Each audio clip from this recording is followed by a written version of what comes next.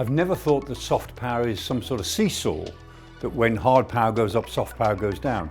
In reality, hard and soft power are all part of the phenomenon of power.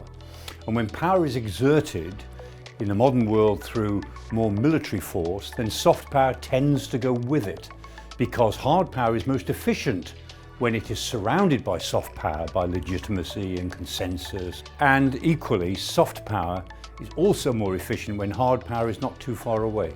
So in reality, they tend to go together.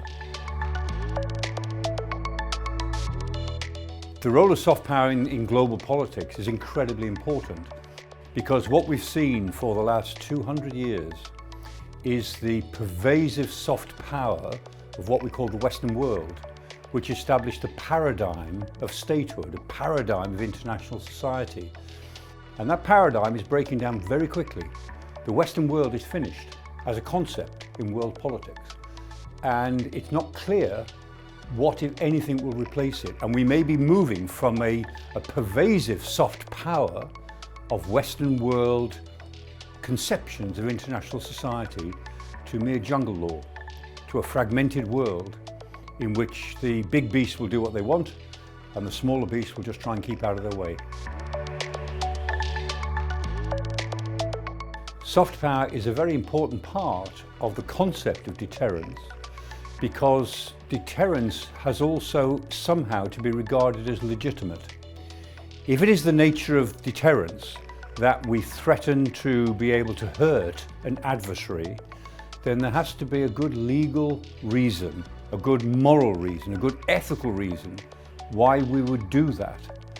And so deterrence itself, pure deterrence as an ability to hurt, not linked to anything more persuasive, is nothing but bullying.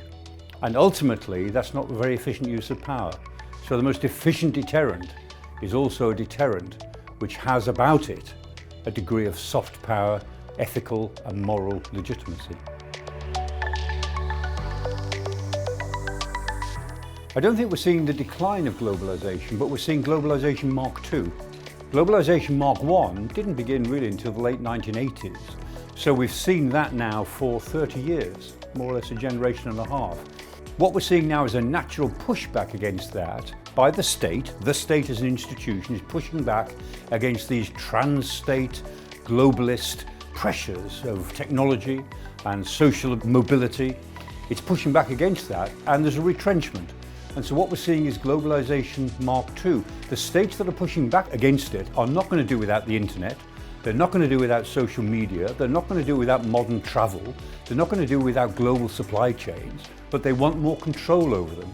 So it's not that globalization is declining. Globalization is transforming and evolving into a new model, which is not yet entirely clear to us, but will be within another decade.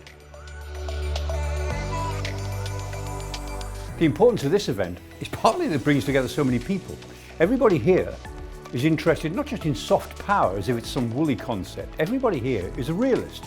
They're interested in power, and they're interested in how power is expressed more subtly. And I think the conversations that you have at this place is excellent, and it's based upon the Global Soft Power Index, which is the best in the business in terms of bringing together results from 193 states and ranking them and explaining it. I know of other rankings in the world, but I don't know of any other event in the world which is as comprehensive or as interesting as this one.